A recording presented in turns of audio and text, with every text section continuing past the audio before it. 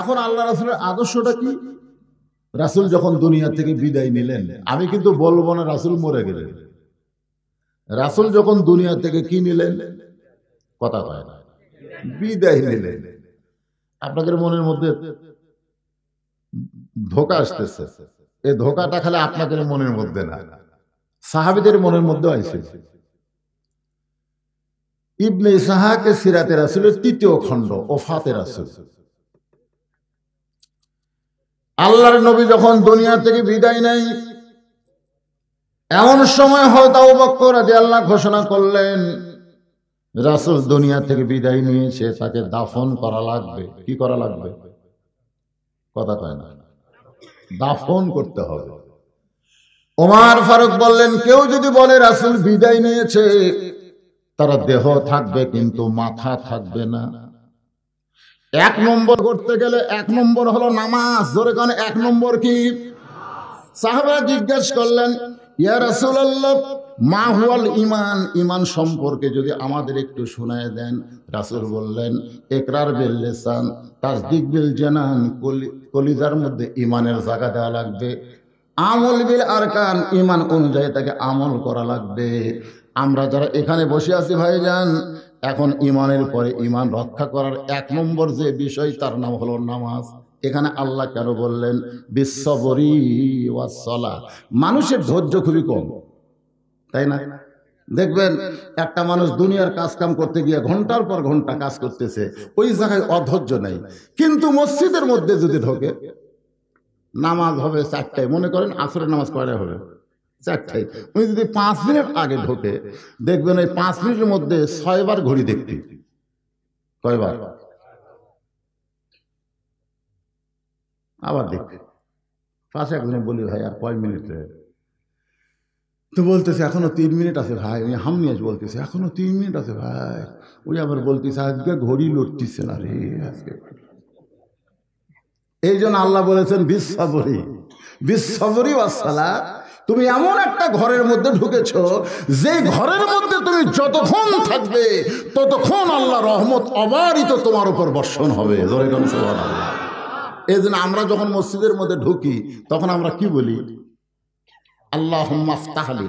বলেন, আপনারা বলেন না আল্লাহুম্মা আফতাহলি আবওয়াবা রহমাতিক? তার বাংলা কি? 20 বছর হলে নামাজ পড়ে দোয়া পড়ে ঢোকে। আমি জিজ্ঞাসা করলাম, ভাই এই যে আপনি দোয়া পড়লেন আল্লাহুম্মা আফতাহলি আবওয়াবা রহমাতিক, এই দোয়ার বাংলা কি? সবাই বলে হুজুর হামু কই, এত বাংলা অর্থ জানি না। হিন্দু মসজিদে যাই প্রতিদিন, হিন্দু পাড়া মুসলমান পাড়া একই পাড়া। তো একদিন বলছে, কে রে তোর ইমাম যে মাঝে মধ্যে কয় সামি আল্লাহু লিমান হামিদে, এই হামিদে কার বউ রে? তখন কয়, ভাই আমি যতদিন ধরে নামাজ পড়ি এ হামিদাই কয় রে, হামিদা ছাড়ার কারো নাম কয় না। হুজুরের মায়ের নাম হবি না শাশির নাম হবি আমি তো জানি না। দেখছেন, এত বছরের নামাজ পড়ে হামিদা মানে কি সেটাই জানে না। এরকম মুসল্লি আছে না নাই? জোরে কেন আছে না নাই? তাই একটু খেয়াল করবেন, মসজিদের উন্নয়ন গল্পে যখন মাহফিল, আজকে নামাজ নিয়ে কিছু কথা আপনাদের শুনতে হবে, ঠিক কিনা বলেন? এই নামাজটা ধরা লাগবে। এই নামাজটা ধরলে আমাদের চরিত্র কেমন হবে? আল্লাহ নবী ফজরের নামাজের পরে যেই মাত্র সাহাবীর দিকে মুখ ঘুরাইছে, এমন সময় একজন সাহাবী দাঁড়িয়ে সালাম দেয়, আসসালামু আলাইকা ইয়া রাসূলুল্লাহ। আসসালামু আলাইকা, আসসালামু আলাইকুম, আলাইকা। আমাকে যখন সালাম দেবেন, দেখেন সালাম দেওয়াটাও শেখা লাগবে। আমাকে যখন সালাম দেবেন তখন কি বলতে হবে? আসসালামু আলাইকুম। আর নবীরে যখন সালাম দেবেন তখন বলতে হবে আসসালামু আলাইকা। আল্লাহ রাসূল বলেছেন আসসালামু ক্বাবলাল কালাম। কোনো কথাবার্তা বলার আগেই দেওয়া লাগবে কথা কয় না। কোনো কথা না বলে কি দেওয়া লাগবে? সালাম দিয়ে কথা শুরু করা লাগবে। এখন আপনাদের মধ্যে কেউ যদি আমাকে বলেন হুজুর আসসালামু আলাইকুম, সালাম হবে? কেন হবে না? আগে হুজুর কাছেন। তাহলে কেউ যদি বলে চেয়ারম্যান সাহেব আসসালামু আলাইকুম, কে ভাইরে কথা কর না কেন? হবে? আগে কি করছেন? কেউ যদি বলে ইয়া নবী সালামু আলাইকা, তাহলে তাহলে কেন হবে? আগে ইয়া নবী বলেন। আপনারা যারা হজ করছেন, এখানে যারা হাজি আছে, একটা হাজি বলেন তো রাসূলের রওজার পাশে গিয়া ইয়া নবী সালাম আলাইকা কইছেন? ওই জায়গায় গিয়ে আমরা বলেছি আসসালামু আলাইকা, আগে সালাম তারপরে ইয়া রাসূলুল্লাহ, আসসালামু আলাইকা ইয়া নবী, আসসালামু আলাইকা ইয়া হাবিবুল্লাহ। আগে সালাম তারপরে নবীর নাম। সালাম না দিয়ে নবীর নাম নেওয়া যাবে না। আসসালামু ক্বাবলাল কালাম, কথাবার্তা বলার আগেই দেওয়া লাগবে কি? সাহাবী বলে আসসালামু আলাইকা ইয়া রাসূলুল্লাহ। এখানে আমার ব্যাপারে বহু বচন, নবীর ব্যাপারে কিন্তু এক বচন। যারা আরবি গ্রামার জানেন তারা বুঝতেছেন, কা হলো এক বচন, কুমা হলো দুই বচন, কুম হলো বহু বচন।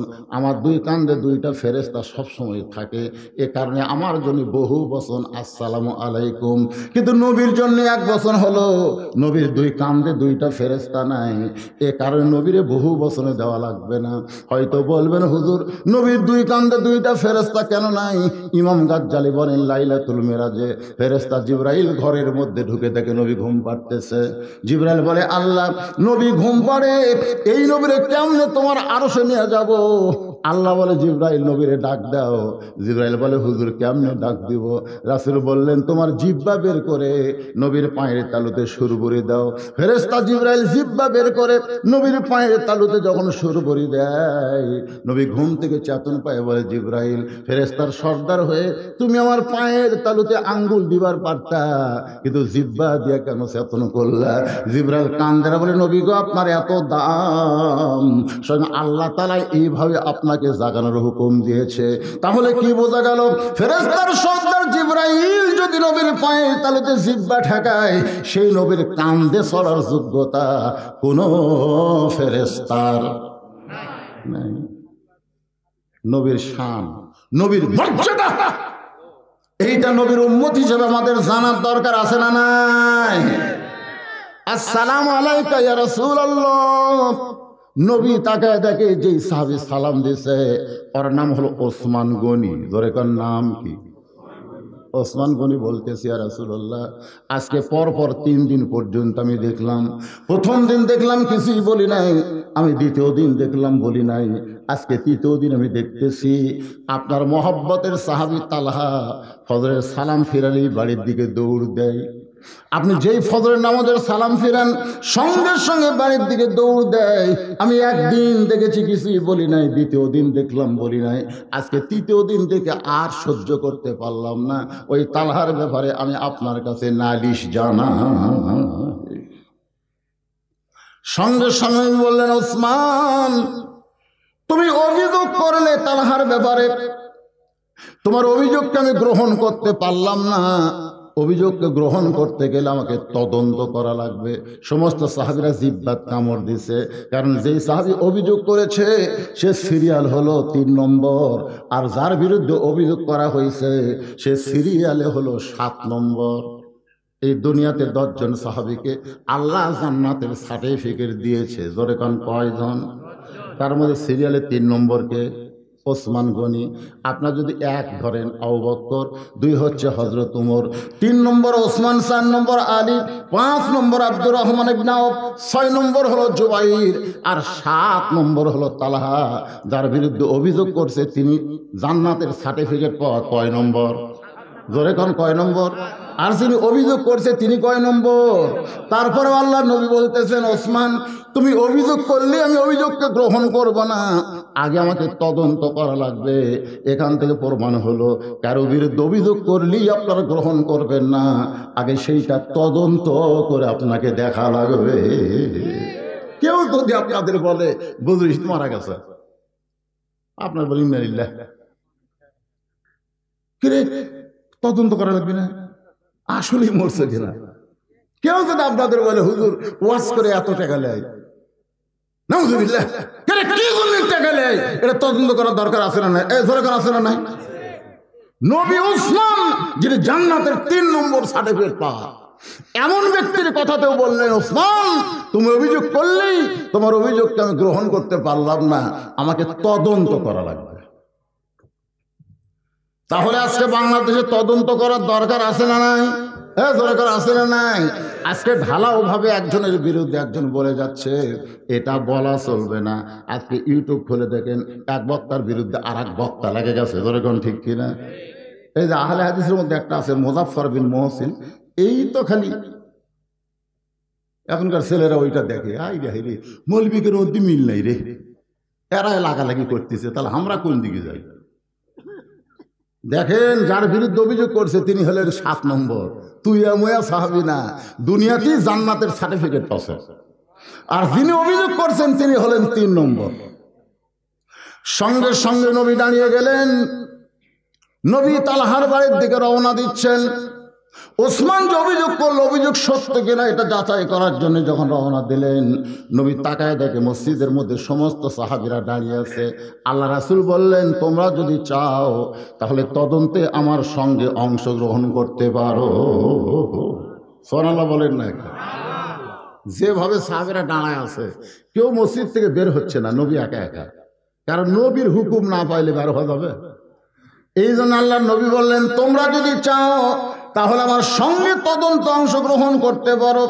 সমস্ত সাহাবী পিছনে পিছনে, নবী সামনে সামনে। কারণ নবী যখন রাস্তা দিয়ে যাবে, নবীর সামনে যাওয়া কোনো সাহাবীর জন্য চলবে না। নবী সামনে সামনে আর প্রত্যেকটা পিছনে পিছনে। আল্লাহ নবী তালহার বাড়ির দরজা গেলেন। তালহার বাড়ির দরজা দিয়ে নবী সালাম দিলেন। আপনি যে কোনো বাড়ির দরজায় যান, নবীর সুন্নত হলো সালাম দেওয়া। নবীর সুন্নত কি? আপনারা কি সালাম দেন? এই সময় সালাম নবীর এই সুন্নত শোনেন। এই যে মানুষের বাড়ির দরজা দিয়ে সালাম দেওয়া, এই সালাম দেওয়ার সুন্নত যদি আপনি চালু করতে পারেন, 100 গলা কাটা শহীদের সওয়াব আল্লাহ আপনাকে দান করবে। আপনার মনে মরা সুন্নত, এই সুন্নত মরে গেছে। আব্দুল্লাহ বাড়িতে আছিস? আর কলিং বেল থাকলে তো চাপ মারে। নবীর সুন্নত হলো আসসালামু আলাইকুম ইয়া আহলাল বাইত। নবী তালহার বাড়িতে সালাম দিলেন। তালহা বাড়ির মধ্য থেকে বলতেছে, ওয়া আলাইকুম আসসালাম ইয়া রাসূলুল্লাহ। সুবহানাল্লাহ বলেন। যেই মাত্র নবী সালাম দিয়েছে, সঙ্গে সঙ্গে তালহা সালামের উত্তর দেয়। নবী বললেন, তালহা বাড়ির দরজা খোলো। তালহা বাড়ির মধ্য থেকে বলতেছে, রব্বাইকা ইয়া রাসূলুল্লাহ। নবী আবার ডাক দিলেন, তালহা বাড়ির দরজা খোলো। তালহা বলতেছে, লব্বাইকা ইয়া রাসূলুল্লাহ। আবার ডাক দিলেন, তালহা দরজা খোলো। সঙ্গে সঙ্গে তালহা বলতেছে, রব্বাইকা ইয়া রাসূলুল্লাহ। তিনবার নবী ডাকছে। ধরে কোন কয়বার? 3 বার নবী ডাকছে। 3 বার লব্বাইক বলতেছে, কিন্তু দরজা খুলতেছে না। এমন সময় ওমর ফারুক, সাহাবীদের মধ্যে সবচাইতে কি? আল্লাহ রাসূল একটা হাদিস আছে, আমার 4 জন সাহাবী 1 নম্বর। কয়জন? আবু বকর নরমে 1 নম্বর, আর গরমে 1 নম্বর হলো উমর, সম্পদে 1 নম্বর হলো ওসমান, আর জ্ঞানে 1 নম্বর হলো আলী। সুবহানাল্লাহ পাবেন না? তাহলে 4 জনই কয় নম্বর? নরমে 1 নম্বরের নাম কি? আর গরমে 1 নম্বরের নাম হলো উমর। 3 বার নবী ডাক দিল, প্রত্যেকবারই লব্বাইক বলল, কিন্তু দরজা খোলে না। উমর আর সহ্য করতে না পেরে নবীর কদমের দিকে ইশারা করে বলতেছে, ইয়া রাসূলুল্লাহ, এই কদমের জুতার পরশে আল্লাহর আরশ ধন্য হয়ে যায়। নবীর পায়ের জুতার পরশে কি ধন্য হয়? আল্লাহর আরশ ধন্য হয়। আর সেই নবী তালহার বাড়ির দরজায় তালহা তালহা তালহা বলে ডাকতেছে। প্রত্যেকবারই তালহা লব্বাইক লব্বাইক বলতেছে। আমার মনে হয় তালহা বেয়াদব হয়ে গেছে। আমার মনে হয় তালহা কি হয়েছে? আল্লাহ রাসূল বললেন, ওমর, তদন্ত করার আগে রিপোর্ট দিও না। তদন্ত করার আগে রিপোর্ট দিও না। তুমি যে বলতেছো তালহা বেয়াদব হয়ে গেছে, তদন্ত করার পরে রিপোর্ট দাও। তদন্ত করার আগে রিপোর্ট দেওয়া যাবে? আজকে আমাদের বাংলাদেশে তদন্ত করার আগে রিপোর্ট দেয়। যখন প্রথম মোবাইল নামলো, তখন কিন্তু নেটওয়ার্ক এরকম ক্লিয়ার ছিল। মাটির ঘরে মোবাইল নেটওয়ার্ক পায় না। ইমাম সাহেবের মাটির ঘর, গরিব মানুষ। এখন মাটির ঘরে মোবাইল যা দেখে নেটওয়ার্ক নাই, তো জানলাতে হাত বার করে, মোবাইল লিঙ্কে হাত নিয়ে জানলাতে বার করে। যখন কল আসে তখন লাউড স্পিকার দিয়ে ঘরে ভর্তি কথা কয়। এক যুবক বলতে, হুজুর এই বিপদ থেকে বাঁচতে গেলে আপনি একটা মোবাইল অ্যান্টিনা কিনেন, 400 টাকা দাম নেবে, বাঁশের মাথা লেগে দিবেন, ওই অ্যান্টিনার তার এনে মোবাইলের মধ্যে ঢুকে দিবেন, দেখবেন নেটওয়ার্ক ক্লিয়ার। ইমাম সাহেবের কথা মতো ওই মোবাইল অ্যান্টিনা কিনে বাঁশের মাথার দিয়ে তার এনে মোবাইলের মধ্যে ঢুকে দিছে, মাশাআল্লাহ। আর বাইরে হাত বাড়া করা লাগে না, ঘরের মধ্যে নেটওয়ার্ক ক্লিয়ার। ওইটা একটা তেল তেলা গোয়েন্দার দেখে হুজুর আবার টিভিও কিনছে। ওই জানি না টিভির অ্যান্টেনা আর মোবাইল অ্যান্টেনা দুটো ধপ এক হলো, দুটো কিন্তু মাপে এক না। ওই কোনোদিন মসজিদে যায় না, সেই দিন মসজিদে গেছে, যা বলতে নামাজ হবে না, নামাজ হবে না। সমস্ত মুসল্লি কয় নামাজ হবে না, তুই মুক্তি কবে থেকে হলি? ও রাগ করে বলতো, তোরা কি জানিস হুজুর টিভি দেখে? আমি নিজের চোখে দেখে আসলাম রে, হুজুর বসে থাকে টিভি দেখতেছে। মুসলিমরা কয় নাউজুবিল্লাহ নাউজুবিল্লাহ, যেই হুজুর টিভি দেখে তার পাশে তো আমরা নামাজ পড়বো না। জোহরের সময় ইমাম সাহেব মসজিদে ঢুকতেছে, আল্লাহুম্মা আফতাহলি আবওয়াবা রাহমাতিক, দোয়া আছে না নাই? কেবল ইমাম সাহেব বলতেছে আল্লাহুম্মা আফতাহ, সমস্ত মুসলিম বলতেছে না। ইমাম কয় না, কি জন্যে? মুসলিম বলতেছে মিয়া টিভি দেখেন আর আপনার পাশে আমরা নামাজ পড়বো? ইমাম কয় আমি তো টিভি কিনি নাই ভাই রে, তাহলে দেখবো কেমনে? তেলতলা বলে হুজুর তাহলে বাঁশের মাথার কি দেখলাম? ইমাম বলতেছে ওটা মোবাইল অ্যান্টেনা। তখন সবাই বলে কে রে তুই কি দেখলি আর কি করি? কই মনে করছিলাম ভাই। মনে করার উপর অভিযোগ করছে আর তদন্ত ছাড়াই ইমাম বাদ। আজকে আমাদের বাংলাদেশে এরকম আছে না নাই? যখন আছে না নাই? মনে করলে হবে না। ওমর তুমি যাকে বেদব বলতেছো, তদন্ত করার আগে রিপোর্ট দিও না, আগে তদন্ত হবে, তারপরে তালহা বেদব না খারাপ তারপরে বলা যাবে। ধরে কোন কথা ঠিক কিনা? দেখেন রাসূল যদি বলতো ওমর তুমি ঠিকই কইছো, তুমি ঠিকই কইছো, আমার জুতার পরশে আল্লাহর আরশ ধন্য হয়ে গেছে, আর এতবার ডাকতেছি তাও দরজা খোলো না, এ লাগাও রে। এই কথা যদি নবী বলতো, আপনার বলেন তো তালহার বাড়ি থাকতো? সাহাবীদের শরীরত বল আছে না নাই? একটা হলো শরীরের বল, একটা হলো ইমানের বল। আর সাহাবীদের মধ্যে এমন একজন সাহাবী আছে যার নাম হলো আলী। ও গোটা তালহার বাড়ি এক হাতের উপর নিবি। আলী যদি ইচ্ছা করে গোটা তালহার বাড়ি হাতের উপর নিবি। জোরে কোন কথা ঠিক কিনা? কারণ কামুজ দুর্গের দরজা যিনি ঢাল বানাছে, যে দরজা খুলতে 70 লাগাতে 70 জন মানুষ লাগে, আর সেই দরজাটি হাতের ঢাল বানাছে। জোরে কোন সুবহানাল্লাহ। এমন সময় হযরত ওমর বুঝতে পারলেন যদি কোনো বেয়াদবি হয়, একটা কথা বলার কারণে নবী যেরকম খেপা খেচ্ছে, আর এখানে থাকা যাবে না। ওমর ফারুক চুপি চুপি তালহার বাড়ির চারিধার ঘুরতেছে আর মনে মনে চিন্তা করে, আল্লাহ নবী ডাক দেয়, বেটা লব্বাইক বলে দরজা খোলে না। এই বাড়ির মধ্যে এমন কি মজা আছে, এটা নিজের চোখে না দেখা পর্যন্ত আমি বুঝতে পারবো না। নিজের চোখে হযরত ওমর বাড়ির চারিধার ঘুরতে গিয়ে দেখতে পাই দেওয়ালের একটা ফাটল। ওই ফাটল যে ভিতর দিকে লক্ষ্য করে দেখে ছোট্ট একটা বাচ্চা, মাসুম বাচ্চাকে তালহা রশি দিয়ে খুঁটির মধ্যে বেঁধে রাখছে, আর বাচ্চাটা শুধু বাবা বাবা বলে কাঁদতেছে। আপনার বলেন তো ছোট বাচ্চাকে যখন কষ্ট দেওয়া হয়, ওই বাচ্চা বাবা বলে কান্দে না মা বলে কান্দে? ধরে কোন কি কার বলে কান্দে? মা মারে। ডিসেম্বর মাসের 25 তারিখে আমার মা যখন দুনিয়া থেকে বিদায় নিল, এতদিন বাবা মরে গেছে 18 সালে। আমরা বাবার জন্য দুঃখ করেছি, বাবার জন্য কান্নাকাটি করেছি। তারপরেও মায়ের কাছে আসলে বাবার অভাব মনে হয় ভুলে যায়। কারণ মা যদি আগে মরে, বাবা আর একটা বিয়ে করে। ধরে কোন কথা কর না কেন ভাই রে? বিয়ে করে বাড়ি তার অশান্তির আগুন জ্বলে। আমি দেখছি আমার এক চাচি সৌরি, যখন বয়স তার 22 বছর, ওই সময় তার স্বামী মারা গেছে। ওই সন্তান নিয়ে সবাই বলেছে আপনি দেখতে সুন্দরী, বিয়ে সাথে বসেন। না না, আমার কলজার টুকরা খাবি, অশান্তির মধ্যে রাখবো, দরকার হলে বিয়েই বসবো না, বিবাহই বসে। এটা হলো মা। আর 22 বছর 24 বছরের কোনো যুবকের যদি বউ মরে, কি করবি? যাক রে, বউ মরছে কপাল রে। আসলে যৌবন বয়সে বউ মরলে অসুবিধা নেই, কিন্তু আমাদের মতন বুড়া করে বউ মরলে একটু পাত্রী পাতে। কি সমস্যা? কোনো সমস্যা নেই। একটু মনোযোগ দিয়ে শুনবেন। মা আর বাবা, আমার গানের কথা মনে পড়লো। মা যখন দুনিয়া থেকে বিদায় নিল তখন একটা গান এসে সবসময় আমার সামনে দাঁড়ায় যায়। কি বলবো প্রসবের কথা, মা বিনে সেই ব্যথা কেউ তো বুঝিবে না। মাজন ঠেকিয়া সন্তানের দায়, অকালে মা মারা যায়। কেন সে মায়ের ভক্তি করো না, এমন দরদি ভবে কেউ হবে না আমার মা, মা গো। আপনাদের যাদের মা নাই তারা বুঝতেছেন। মা জীবিত থাকা অবস্থায় কোনো সন্তান বুঝবার পারে না, কিন্তু তালহার সন্তান মা মা বলে না কান্দে, বাবা বাবা বলে কাঁদতেছে। ওমর ফারুক এই দৃশ্য দেখার পরে চিন্তা করে, এটা কেমন বাবারে, যে সন্তানকে রশি দিয়া মাসুম বাচ্চাকে খুঁটির সঙ্গে বেঁধে রাখছে। ওইটা দেখে হযরত ওমর ফারুক নবীর কাছে আসতেছে। এমন সময় হযরত তালহা দরজা খুলে দাঁড়াইছে।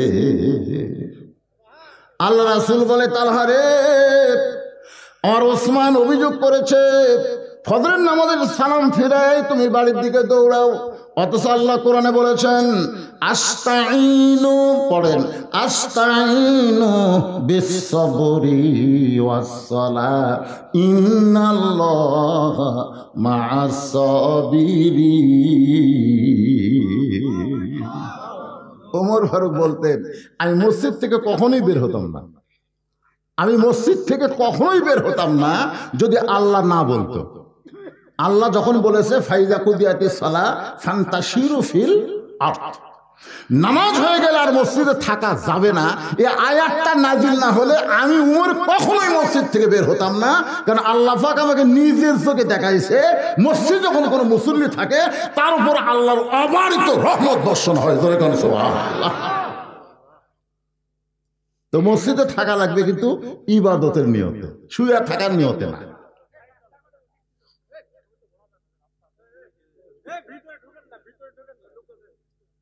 কি বারে কি হয়েছে বাবা? আগার মানে এদিকে তো বহু জায়গা আছে, জায়গা নাই, অনেক জায়গা আছে। আপনার একটু এই সাইড থেকে গেটের কাছে এত ভিড় করলে হয়, মনে করবি জনগণ ভরে গেছে, ওই সাইড ফাঁকা আছে। এই দেখেন দেখছেন ওই স্যান্ডেলটা কোনটি নিল? এই একটা গেটের লোক যদি আপনাকে মাঝখানে যায়, স্যান্ডেল কুটি নিবি? হাতত নেবে না। আর হাতে যখন স্যান্ডেল নেবে তখন আপনার মাথার উপর দিয়ে যাবে। আপনি বলেন তো দেহের মধ্যে সবচাইতে দামি জায়গা কোনটা, আর সবচাইতে কম দামি জায়গা কোনটা? পাও। স্যান্ডেল নয়, পাও। মাও লাগতি, তাহলে কি বুঝবি? ওরে শালারে পাও দিয়ে মারবি রে। তা সেই পায়ের স্যান্ডেল মাথার উপর দিয়ে যাচ্ছে, আপনাকে শরম লাগতেছে না? এই জন্য যার দিকে ফাঁকা আছে আপনি একটু আল্লাহর কাছে চাপেন তো, দেখি একটু চাপেন। এই জায়গাতে একটু ফাঁকা আছে, শুইছে নাকি রে? ওটা ঘুমাইছে নাকি?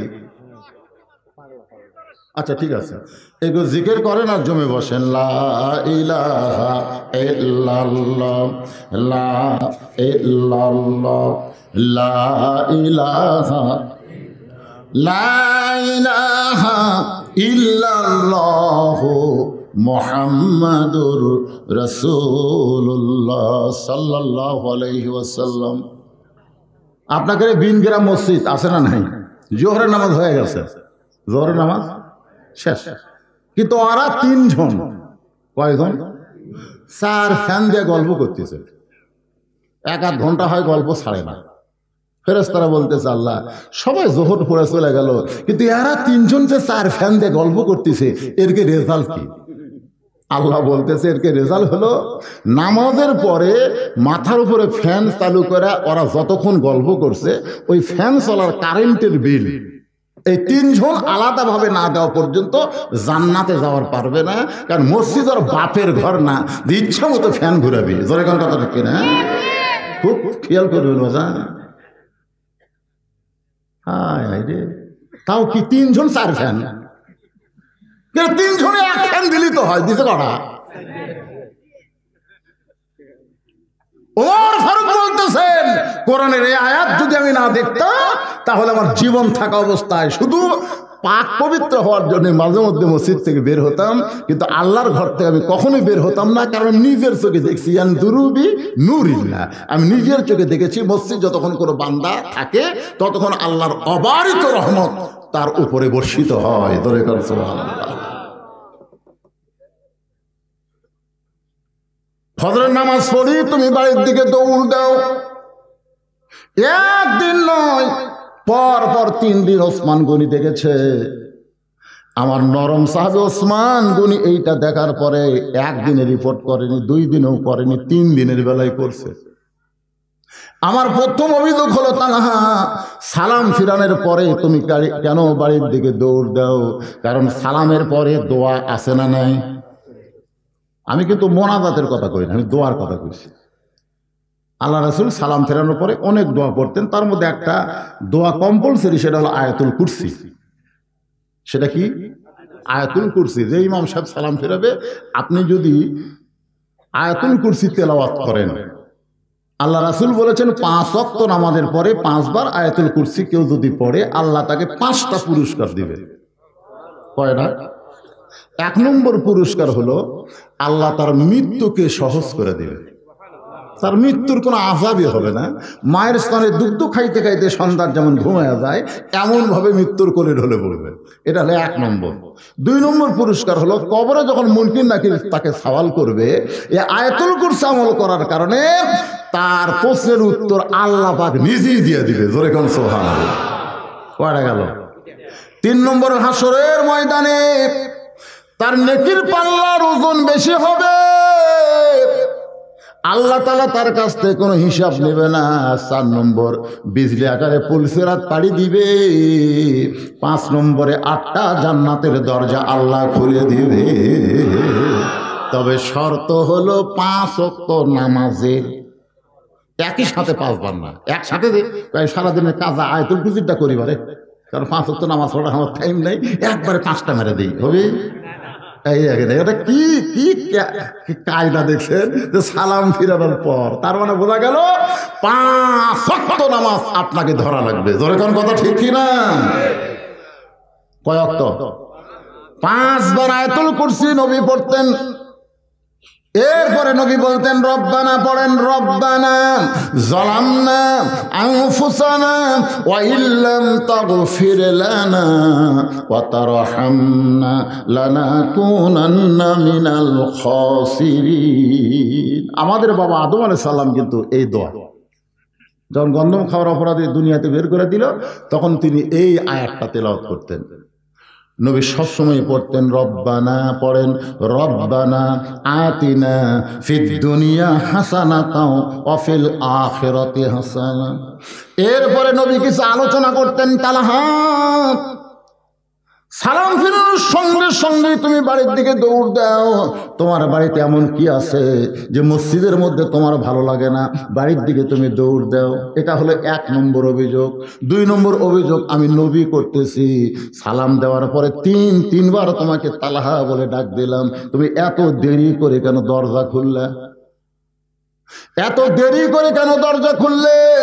এমন সময় ওমর ফারুক বলে, ইয়া রাসূলুল্লাহ, এর বিরুদ্ধে আমার একটা অভিযোগ হলো, হুজুর আপনারা দেখেন নাই, আমি দেখেছি কচি একটা মাসুম বাচ্চাকে এই তালহা রশি দিয়ে খুঁটির মধ্যে বেঁধে রাখছে, আর বাচ্চাটা খালি বাবা বাবা বলে কাঁদতেছে। সঙ্গে সঙ্গে আল্লাহ নবী মাটিতে বৈশা পড়লেন। যেই নবী এতক্ষণ তালহার দরজায় দাঁড়িয়েছিলেন, সেই নবী বসে পড়ে মাটির মধ্যে হাতটা ঢুকায় বললেন, তালহা রে, তোমার মুখটা ধুলায় প্রসারিত হবে যদি 3টে অভিযোগ তুমি খণ্ডাবার না পারো।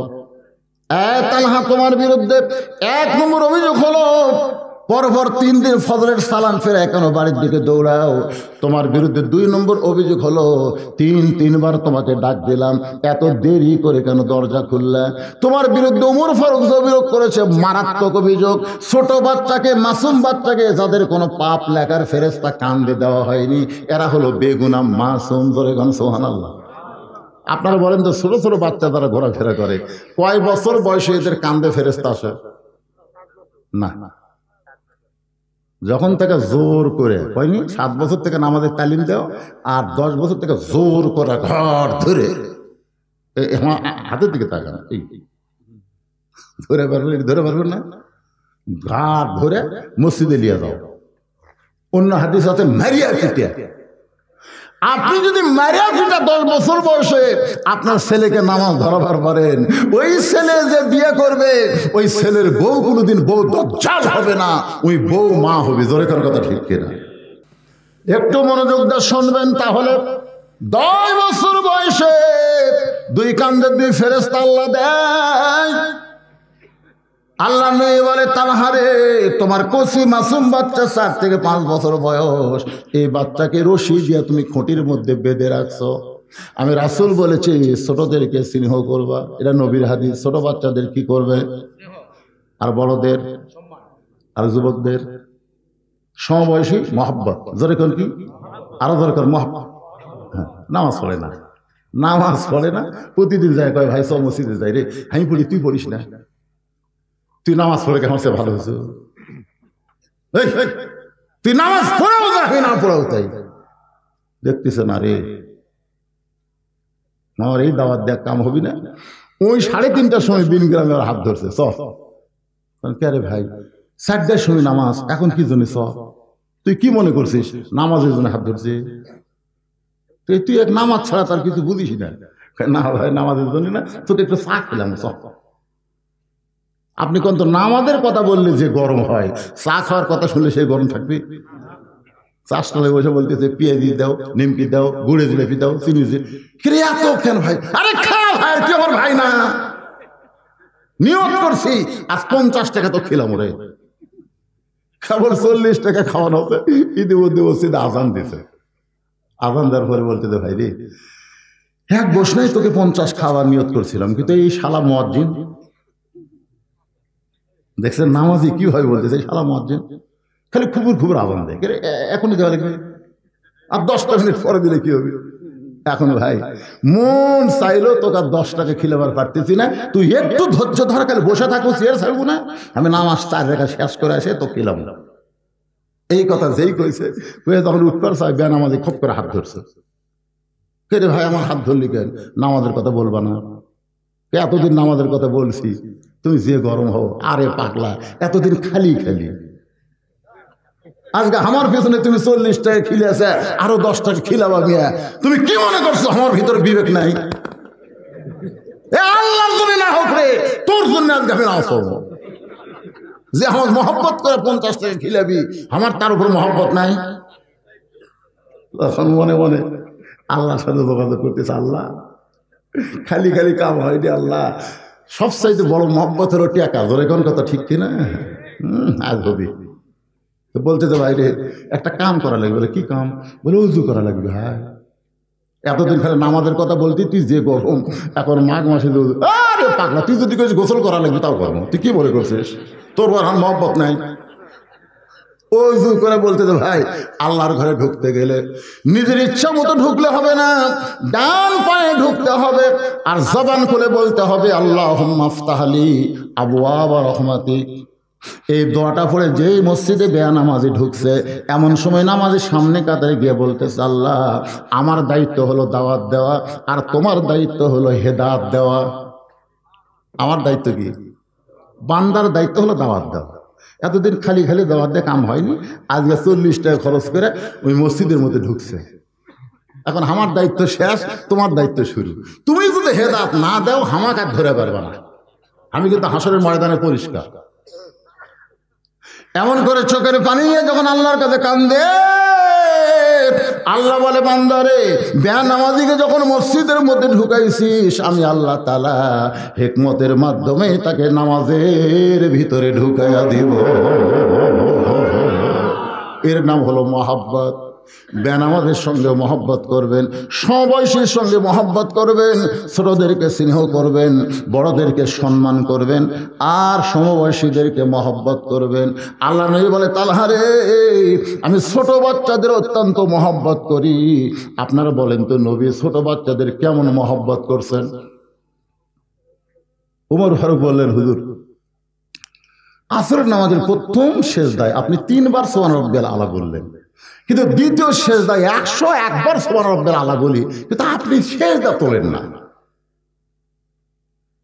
এত লম্বা সেজদা দিলেন। আবার দ্বিতীয় রাকাতে আপনি তিনবার করে, তৃতীয় রাকাতে তিনবার করে সেজদা হলো, চতুর্থ রাকাতে তিনবার করে হলো, কিন্তু প্রথম রাকাতে দ্বিতীয় সেজদায় এত লম্বা। আমি একসময় মনে করছিলাম মাথা তুলে দেখি তো নবী ঘুমাছে নাকি, কিন্তু একটু দেয় তো বিহাদাল ইমাম হক মাথা তুলে দেয়নি, কিন্তু সেজদার মধ্যে এখন মনে হয় সেজদা হয়নি, খালি এতক্ষণ।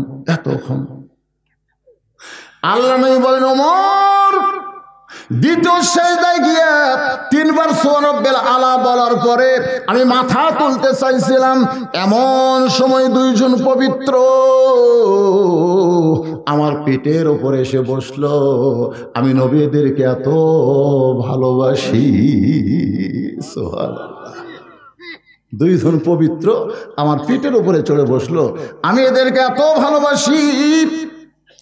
এক সময় আমি চিন্তা করলাম এদেরকে পিঠ থেকে নামাবার চাই। আল্লাহ বলে, হাবিব গো, আপনি ওদেরকে যেমন ভালোবাসেন আমি আল্লাহ তেমনও ভালোবাসি। হাসান হোসেন যতক্ষণ পিঠে বসে থাকবে আপনি সেজদা থেকে মাথা তুলবেন না। নবী বলে, তালহা রে, আমি আমার নাতিদেরকে শুধু ভালোবাসি নাই, ঈদের দিনে বসে ঈদগাহে যাচ্ছেন নবী আমার, ইহুদি এক মা তার সন্তানকে রাস্তার ফেলে দিয়ে আড়ালে লুকিয়ে আছে। ঈদের দিন, ওমা আরসালনাকা ইল্লা রাহমাতুল লিল আলামিন, এটা ইহুদির বউ দেখার জন্য দাঁড়িয়ে আছে। ছোট বাচ্চা ধুলাই গড়াগড়ি করতেছে। আল্লাহ নবী বললেন, তুমি কে রাগো? বাচ্চা কান্দে, আমার কোনো বাপ নাই। ছোট মাসুম বাচ্চা, 4-5 বছরের বাচ্চা ইহুদি কান্দার কয়, আমার কোনো বাপ মা নাই। সঙ্গে সঙ্গে নবী ওই বাচ্চাকে কোলে নিলেন। আবু বকর বলে, হুজুর এর গায়ে ধুলা ময়লা, আজকে আপনি ইমাম, ঈদের ময়দানে ইমামতি করবেন, আর ইহুদির বাচ্চার ধুলা বালি আপনার কাপড়ে লাগতেছে। রাসূল বলতেছে, আবু বকর, ছোট বাচ্চাদের এত ভালো লাগে, ইহুদি খ্রিস্টান হলেও আমি তাকে মাটিতে রাখতে পারি না। বলে করো সুবহানাল্লাহ। নবী আমার ইহুদির বাচ্চার কপালে চুমা দেয়, দূর থেকে মা চিল্লায় বলে, কে রে? মুসলমানের নবী, আর ইহুদি থাকবো না, আমারে পড়ায় দেন, আজ থেকে আমি সহ আমার সন্তানকে নিয়ে মুসলমান হতে চাই। সঙ্গে সঙ্গে আল্লাহ নাজিল করলেন, ফাবিমা রাহমাতিন মিনাল্লাহ, জোরে কোন সুবহানাল্লাহ। তুমি তোমার কচি বাচ্চাকে রশি দিয়ে কেন বেঁধে রাখছো? তালহা বলতেছে, রাসূলুল্লাহ, একসঙ্গে তিনটার উত্তর দেওয়া যাবে না। প্রতিদিন ফজরের নামাজ পড়ে, প্রতিদিন কয়দিন? ওসমান দেখেছে 3 দিন, কিন্তু আমি প্রতিদিন, অনেক দিন। ওসমান 3 দিন হলে দেখবার বছর, কিন্তু এর আগেও ফজরের সালাম ফেরা বাড়ির দিকে দৌড় দেয়। রাসূল বলেন, কারণ কি? তালহা বলতেছে, হুজুর যেই জুব্বা পরে, যেই কাপড় পরে আপনার জন্য আমি দরজা খুললাম, এই একটা মাত্র কাপড় ছাড়া আমার বাড়িতে আর কোনো কাপড় নেই যে কাপড় পরে আল্লাহ নবীর সামনে দাঁড়ানো যায়। এখান থেকে একটা জিনিস আপনারা খেয়াল করবেন, আল্লাহ এবং নবীর সামনে দাঁড়ানোর জন্য একটা কাপড় দরকার। সেই কাপড়টার নাম হচ্ছে লেবাসুত তাকওয়া। সেই কাপড়টার নাম কি? লেবাসুত তাকওয়া। যেই পোশাক করলে আল্লাহর ভয় এমনি এমনি ভিতরে চলে আসে। এখন আপনারা যুবকেরা যেই পোশাক পরতেছেন, যেটা পরে বসা যায় না, খারাপ হয়ে পেশাব করা লাগে, আপনি সেই রকম টাইট ফিটিং পোশাক পরে আপনি রুকুর থেকে সেজদাত গেছেন। আপনারা জানেন আপনার পিছনে যে লোকটা নামাজ পড়তেছে ওর খবর কি? আপনি যে রুকুতে সেজদাত গেলেন, আপনি তো একটা পাঞ্জাবি পরেননি, পাঞ্জাবি পরলে তাও পাছারা ঢাকতো, কিন্তু শার্ট পরার কারণে ওই জিনিস টেপা হয়ে পিছন দিকে ফুলে উঠছে। তখন পিছনের লোক ওই দিকে নজর দেয়, ইলা দেহাতের কাবার আছে, কথা কর না ভাই, কথা কর না কেন, ওই টেপা দেখো আর ইলা দেহাতের কাবা আছে, আর কাবা পরিবর্তন হয়ে গেছে। এই জন্য আল্লাহ নবীর সামনে দাঁড়াবার গেলে প্যান্ট শার্ট চলবে না, ইসলামী পোশাক করা লাগবে। ধরে কথা কর না, মসজিদে যায় ফুল প্যান্ট গোছাচ্ছে, ফুল প্যান্ট গোছাচ্ছে, টাকনুর উপর তুলতেছে। কে রে ভাই, ফুল প্যান্ট গোছাস কেন? হুজুর টাকনুর উপর না তুললে হবি। আমি বললাম, পারো, তার মসজিদ না পাক, ওকে হুজুর আপনি কোন কি মসজিদ পাক? তো পাক জায়গায় তুই কাপড় উপর তুলতিস কে? আল্লাহ রাসূল টাকনোর উপর কাপড় পরার কথা এই জন্য বলেছেন, রাস্তা দিয়ে চলার সময় রাস্তার নাফাকি যেন তোর কাপড়ে না লাগে, টাকনো পর্যন্ত ধৌত করা ফরজ। জোরে কোন কথা ঠিক কিনা?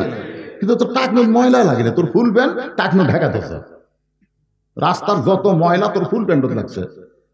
তো নামাজ পড়বে গেলে শরীর পাক, তারপর কি কাপড় পাক। তো তোর কাপড়ের নিচে যে না পাক হয়ে গেছে, রাস্তা না পাক লাগে, এখন গোসালে হলো এই পর্যন্ত কিসি দিয়ে কাটা লাগবে, কি করা লাগবে? কথা কন লাগে। তাহলে আপনার কোন পর্যন্ত কাপড় পরবেন? টাকনোর উপরে। কোন পর্যন্ত কাপড় পরবেন? উপরে। ধরে কোন নিচে না উপরে? এখন খলিফার কাছে গিয়ে, দর্জির কাছে গিয়ে বলতে তোর ভাই নাভির উপর থেকে মাপলে, নাভির উপর থেকে মাপলিয়ে টাকনোর উপর পর্যন্ত মাপ। কাপড়ের মাপ দিচ্ছে। ফেরেশতা কয় দেখো আল্লাহ তোমার বান্দা নাভির উপর থেকে টাকনো পর্যন্ত মাপ দিল, আল্লাহ আর জীবনের গুনাহ হয়ে মাফ করে দিলাম। জোরে এখন সুবহানাল্লাহ। ছেলেরা, এই ছেলেরা, লুঙ্গি পরো, পায়জামা পরো আর ফুল প্যান্ট পরো, যেটাই পরো টাকনোর উপরে থাকা লাগবে, নিচে যাওয়া। আর মেয়েদের কাপড় টাকনোর নিচে দিতে হবে, টাকনোর উপরে যাওয়া চলবে। আপনাকে লাগাই দেখবেন কতগুলো মেয়ে মানুষ প্লাজো প্লাজো প্লাজো এইরকম মশা, পেটিকোট না পায়জামা বোঝার উপায় নাই, টাকনোর উপরে দিতে, টাকনোর উপরে পরে হাইহিল করে কিলকিল করতেছে। আর কাপড় যা লাগবে টাকনোর তলে, উই তুলিছে উপরে। আর যার থাকা লাগবে টাকনোর উপরে, উই দিছে নিচে। বর্তমানে বাংলাদেশে ছেলেরাই নারী হচ্ছে আর নারীরাই ছেলে হচ্ছে। ধরে কথা কন না, কথা কন না কেন? কোন কথা ঠিক? আপনাকে এলাকার নাই এরকম? আমি কি করব? দেখি তুই খারাপ হতো বাজার, খারাপ হতো দেখি। সোনার সান বক্তার বাজ ভিডিও করতেছু, ও গুছাতেছু, তুই না আগেই কাম সারছু রে। তো ওইটুকু খাটো করে বানালে কি হবে রে? গুছাত ফলে দিকে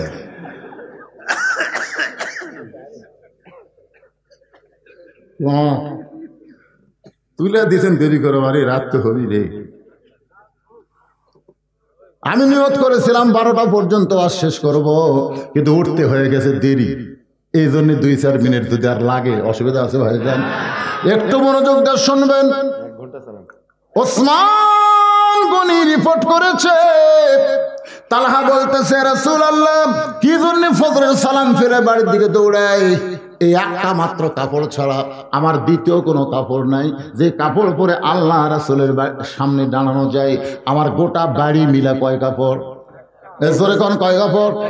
আমি যদি আপনার পেছনে ফজরের নামাজ পড়ে দেরি করি, যদি দোয়া দরুদের মধ্যে শামিল হই, তাহলে আমার বউটার নামাজ হবে না। মাটির একটা গর্ত করে সেই গর্তের মধ্যে আমার বউটাকে যেমন তেমন কাপড় পরে, যে কাপড় পরে আল্লাহ নবীর সামনে দাঁড়ানো যায় না, এমন একটা কাপড় পরে। কারণ রাসূল জোহরের নামাজ পড়ার পরে ফাতেমার বাড়ির দরজায় সালাম দিয়ে বলে ফাতেমা দরজা খোলো। ফাতেমা দরজা এসে কাঁদতেছে। রাসূল বলে ফাতেমা দরজা খোলো, কান্দো কেন? ফাতেমা বলে বাবা এমন একটা পোশাক আমার শরীরের মধ্যে আছে, নিচের দিকে নিয়ে গেলে উপরে বের হয়ে যায়, আবার উপর দিকে টান দিলে নিচে বের হয়ে যায়। ওগো বাবা এমন পোশাক পরে আমি ফাতেমা আপনার জন্য দরজা খুলতে পারবো না।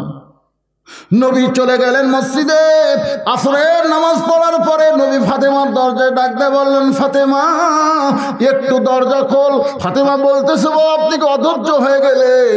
আমার শরীরে এমন একটা পোশাক গো বাবা, যে পোশাক পরে বাবার জন্যে আমি মেয়ে দরজা খুলতে বড় শরম পাই।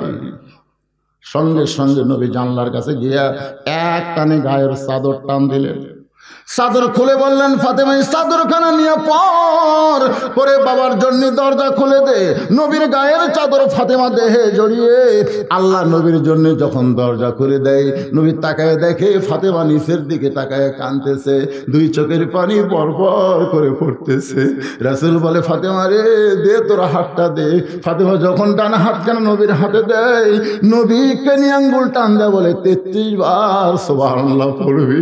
আর একটা আঙ্গুল টান দেয় বলে 33 বার আলহামদুলিল্লাহ পড়বি। আর বুড়া আঙ্গুলের চাপা দেয় বলে ফাতেমা রে 34 বার আল্লাহু আকবার জিকির করবি।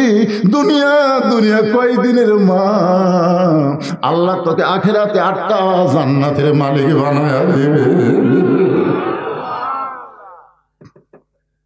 যে ফাতেমা নবীর জন্য দরজা খুলতে পারে না, তালহা বলতেছে ইয়া রাসূলুল্লাহ, আমার বউটাকে গর্তের মধ্যে নামাই দিয়া আমি এই কাপড় পরে আপনার পিছনে নামাজ পড়ি, নামাজ পড়ে যদি মুনাজাত করতে চাই, দোয়া করতে চাই, তাহলে সূর্য উদয় হবে, আমার বউটার ফজরের নামাজ নষ্ট হবে। এই কারণে তাড়াতাড়ি বাড়িতে এসে যেমন তেমন কাপড় পরে আমি গর্তের মধ্যে নামি, আর এই কাপড়টা আমার বউকে দিয়া দেই। আমার বউটা সেই কাপড় পরে ফজরের নামাজ পড়ে যখন আল্লাহর কাছে কাঁদতেছে, আর এমন সময় আপনি এসে আমার সালাম দিয়া তালাহা তালাহা বলে ডাকতেছেন। হুজুর আমি লব্বাইক লব্বাইক বলি, কিন্তু এমন পোশাক আমার পরনে ছিল যে পোশাক পরে আমি দরজা খুলতে পারি না। আমার বউটাকে আমি হ্যাঁচকা টান দিয়া গর্তের মধ্যে নামাই দিছি।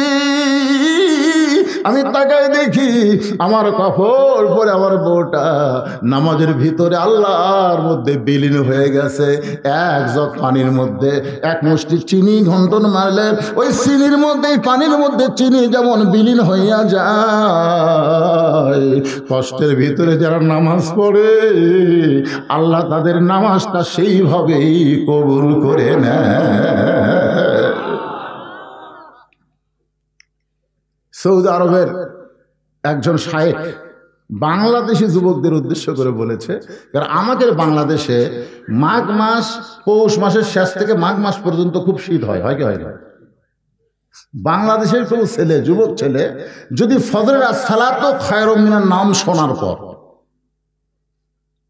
তোষক এক লাত্তি মারে, তোষক এক লাত্তি, কম্বলক মারছে লাত্তি, তোষক আর কম্বলক লাত্তি মারে ঠান্ডা পানি দিয়ে উযু করে যখন মসজিদের দিকে যায়, তখন ফেরেশতা বলে আল্লাহ এটা কে?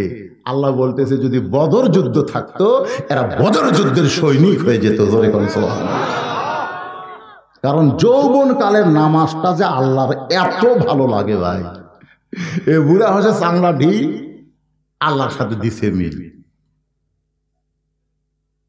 একটা কথা, ওই যে কাউসারি, মরহুম কাউসারি হুজুর, আমি আগে আপনার দেখতাম, আপনাদের কাছে আসতো, প্রায় মাহফিলে বলতো যখন হচ্ছে চামড়া ঢিল আল্লাহর সাথে দিছে মিল, যখন তাকে চামড়া টাইট আল্লাহর সঙ্গে করে ফাইট।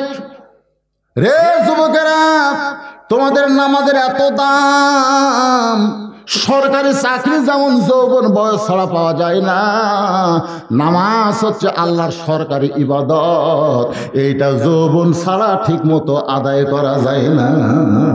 কথা কর না কেন? এখন আমি শোনেন, আগে কি করতাম, আমি এই যখন শেষ রাতে উঠতাম না, আমি কিন্তু একবার হাঁটু থাকতে উঠতে পারতাম। আমার কথাই বলেছি, শেষ রাতে ওঠার সময় হাঁটু থাকতে কি শক্তি চালিয়ে উঠতাম। এখন দুইবার ভর দেওয়া লাগে, আগে এর টাকা হাতে না এটি এক ভর, তারপর আবার এই সাইডে ভর দিয়ে তারপর ওটা লাগে। অনেক সময় মনের অজান্তে বের হয়, মানে মাদাত লাগতেছে,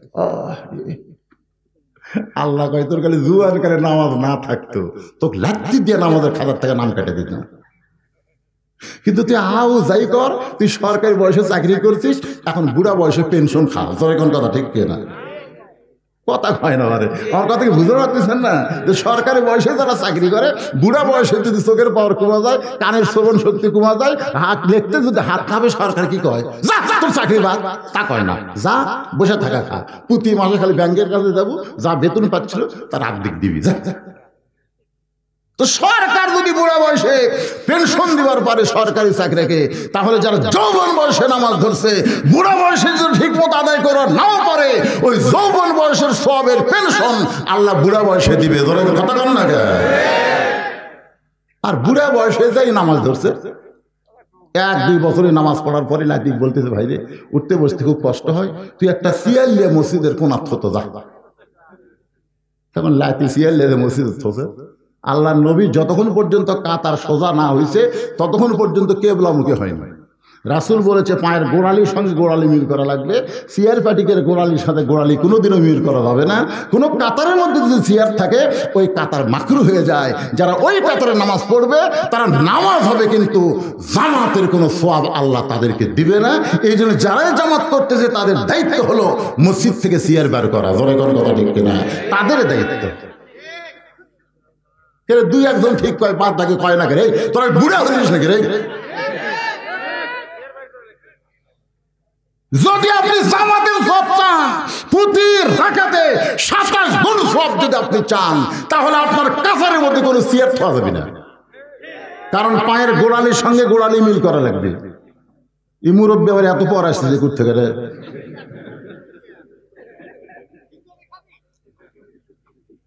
আমার কথা কি মন খারাপ করলে? আল্লাহ রাসূলের নামাজ দেখেন, তিনি ততক্ষণ পর্যন্ত কেবলামুখী হয়নি যতক্ষণ পর্যন্ত কাতার সোজা না হতো। আল্লাহ রাসূল যদি কোনো ফাঁকা দেখতেন, এই পায়ের গোড়ালির সঙ্গে গোড়ালি মিল কর, ওই ফাঁকের মধ্যে শয়তান মাথা বের করছে, তার মানে বোঝা গেল কাতার সোজা করা লাগবে, সামনে কাতার পুরা করতে হবে। একটু জামাতের নামাজের নিয়ম আছে না নাই? সেই নিয়মগুলো বলতেছি, কারণ আজকের আলোচনা হলো আস্তাইনু বিসসবরি ওয়াসসালাহ ইন্নাল্লাহা মাআস সাবিরিন। আল্লাহু আকবার, আল্লাহু আকবার। তালহা বলে, ইয়া রাসূলুল্লাহ, আপনি অভিযোগ করেছেন, তিনবার আপনি ডাক দিয়েছেন, আমি দরজা খুলতে পারি নাই, কারণ আমার বইয়ের নামাজ শেষ হতে যতক্ষণ সময় লাগছে ওই পর্যন্ত আমি গর্ত থেকে উঠতে পারি নাই, এই কারণে দরজা খুলতে আমার দেরি হয়েছে। নবী চোখের পানি বের করে ছোট বাচ্চার মতন কান্দের, বলে, তালহা রে। ওসমান দৌড়ে এসে তালহাকে বুকের মধ্যে নিয়ে বলে, ভাই, আমি না বুঝা তোমার বিরুদ্ধে অভিযোগ করেছি, আল্লাহর হস্তে তুমি আমারে মাফ করে দাও। রাসূল বলে, ওসমান রে, তুমি যদি অভিযোগ না করতা তাহলে তালহার কষ্টের জীবনের কথা আমরা কেমনে শুনতে পাইতাম। রে সাহাবীরা, দেখো তারা নামাজের কেমন পাগল, এত কষ্টের পরও তারা নামাজ ছাড়ে নাই। উমর ফারুক বলে, রাসূলুল্লাহ, তাহলে কচি মাসুম বাচ্চাকে রশি দিয়ে খুঁটির মধ্যে বেঁধে রাখছে, আর বাচ্চাটা বাবা বাবা বলে কাঁদতেছে, এইটা আর আপনি কি করবেন? তালহা বলতেছে, রাসূলুল্লাহ, আমি আমার ছোট বাচ্চাকে রশি দিয়ে বেঁধে রাখার পিছনে কারণ হলো আমার বাড়ির দরজায় যে গাছটা দেখতেছেন, খুরমা খেজুরের গাছ, এই গাছটার মালিক হলো একজন ইহুদি। এই গাছটার মালিককে কয়েকদিন হলে খেজুরে পাক ধরছে, রাতের বেলা টস টস করে পাকা খেজুরগুলো গাছের গোড়ায় পড়ে। হুজুর, আমি আপনার পিছনে নামাজ পড়বার গেলে ফজরের ওই সময় যদি আমার ছেলে ঘুম থেকে চেতন পায়া ইহুদির গাছের খুরমা খেজুর খায়, আমি একজন মুসলমান আর আমার বাচ্চা ইহুদির গাছের খুরমা খেজুর খাবে, এটা আমি কখনোই পছন্দ করি না। আমি একজন মুসলমান, আমি পেপসি খাবো? আমি একজন মুসলমান, আমি লাইফ বয় সাবান ব্যবহার করব? আমি একজন মুসলমান, আমি বাটা জুতা পরব? এগুলো সব কিছুর মালিক হচ্ছে ইহুদি।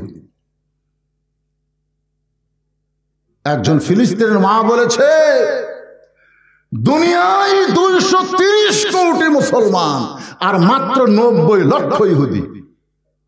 এই 90 লক্ষ ইহুদি বাইতুল মুকাদ্দাসকে দখল করতে চায়। এ পর্যন্ত 20,000-এর উপর ফিলিস্তিন নিরীহ মুসলমান করা হত্যা করছে। 230 কোটি মুসলমান যদি ফিলিস্তিন ইসরায়েলের দিকে তাকায়া খালি পেশাব যদি করে দেয়, ইসরায়েল ইহুদিরা ভাইসা দেবে। কিন্তু মুসলমানরা এক হচ্ছে না, এক একজন এক একটা ফতুয়া মারতেছে। কিছুদিন আগে এক ফতুয়া মারল একজন আহলে শায়েখে শয়তান। ও বলতেছে হামাস গ্রুপ নাকি আকীদা ঠিক নাই। শালাকে কপাল জুতে লাথি মারা দরকার। বর্তমান প্রধানমন্ত্রী পর্যন্ত ফিলিস্তিনের পক্ষে কথা বলতেছে, জোরে কথা ঠিক কিনা? আর এই শালা মাওলানার সাইজ লিয়া ইহুদির পক্ষে কথা বলতেছে। ডক্টর জাকারিয়া বলছে ইহুদিদের আকীদা ভালো। দেখছেন, দেখেন ইউটিউবে সার্চ দেন, দেখেন ডক্টর জাকারিয়া বলছে ইহুদিদের নাকি আকীদা ভালো। আল্লাহর বান্দার একটু মনোযোগ দিবেন।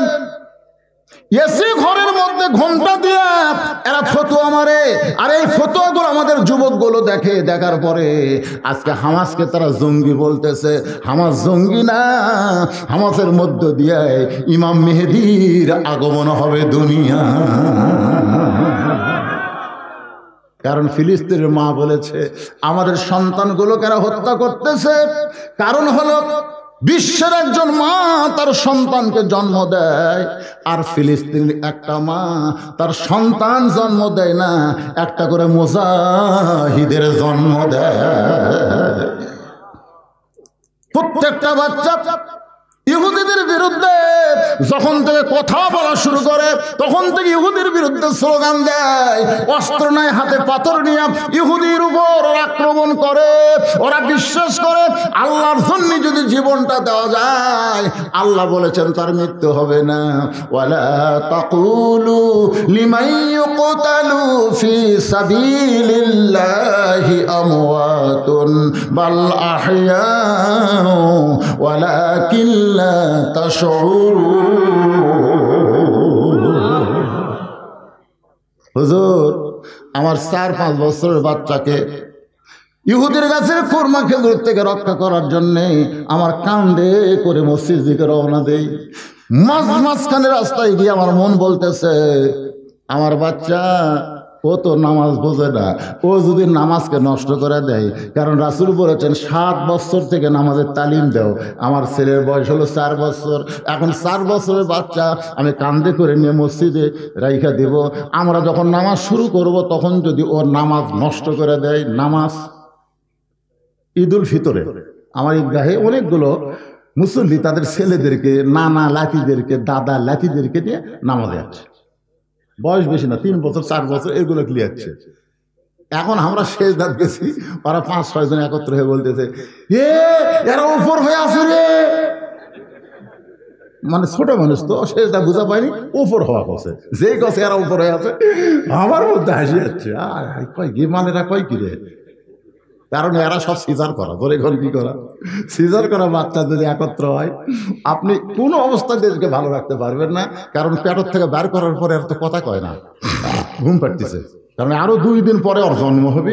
কিন্তু টাকা খাওয়ার লোভে ডাক্তার আগেই পেট কাটছে, পেট কাটা দেখে তোর ঘুমই ভাঙেনি, তখন নার্স কয়, স্যার পেট তো কাটলেন, ই তো ঘুমের মধ্যে আছে, কি কর্ম? বার করে একটা ঘুরেন দে। তখন বার করে এইরকম একটা ঘুরেন দেয়, করে কান্দা ওঠে। ওই যে মাথার ঝাঁকি লাগছে ভাই, ওই ঝাঁকিতে ওরা দোয়া দরুদ দিয়ে কান্না থামে না, মোবাইল না দেখলে ভাত খায় না। ধরে কোন কথা ঠিক কিনা? ওরে বাবা! তো এই সিজার করাগুলো একত্রে বলতেছে, উপর হয়ে আসে রে। তা আমি না হয় ইমাম মানুষ, কোনো মতে হাসিটা কন্ট্রোল করছি, কিন্তু সামনে কাতারে সবাই খালি খ্যাক খ্যাক করে হাসতে হাসতে নামাজে আসে। অন্য নামাজ হলে না আর একবার পড়া যায়, ঈদের নামাজ পড়ার উপায় আছে? আমি মোনাজাতের আগে বললাম, ভাইজান আগামী ঈদের মাঠে 7 বছরের নিচে কোনো বাচ্চা আনা যাবে না, কারণ 5 ওয়াক্ত নামাজের জন্য মসজিদে নিয়ে যাও, সমস্যা নাই। নামাজ হাসি ঢেটে ঢেটে আবার পড়বো, আবার নতুন করে আবার পড়বো, কিন্তু ঈদের নামাজ পড়ার কোনো উপায় নাই। তালহা বলতেছে, রাসূলুল্লাহ আমার বাচ্চাকে মসজিদে নিয়ে যাওয়ার চাইয়ে মনে মনে চিন্তা হয়, আমরা নামাজ শুরু করলে যদি নামাজটা নষ্ট করে দেয়, আবার নিয়ে আসলাম বাড়িতে, যদি ঘুমের মধ্যে রাখি, আমি যাওয়ার পরে যদি চেতন পাই, ইহুদির গাছের খুরমা খেজুর খাবে। হুজুর, শুধুমাত্র ইহুদির গাছের খুরমা খেজুর থেকে আমার ছেলেকে বাঁচানোর জন্যে আমি রশি দিয়ে খুঁটির মধ্যে বেঁধে রাখছি। এখন পর্যন্ত আমার সন্তানকে খুলে দিবার পারি নাই, কারণ আমি নামাজ শেষ করে বউকে নামাজ পড়ার সুযোগ দিছি। আমি গর্তের মধ্যে ছিলাম, আমি সেই কাপড় পরে আপনার জন্য দরজা খুলেছি। এখন পর্যন্ত আমার বাচ্চার দেহ থেকে রশির বাঁধন আমি খুলতে পারি নাই। সঙ্গে সঙ্গে নবী বললেন, তালহা তোমার বাড়ি পরিষ্কার করো, আমি নবী একটু বাড়ির মধ্যে ঢুকতে চাই।